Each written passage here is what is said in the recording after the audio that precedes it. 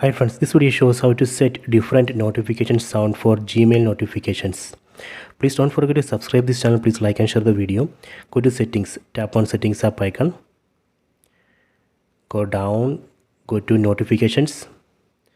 Select app notifications. So from this list, we need to select Gmail, tap on Gmail. Then go to notification categories. So here we can see list of notifications. Let me select mail. So I am going to set different sound for mail notification. Tap on mail, tap on sound.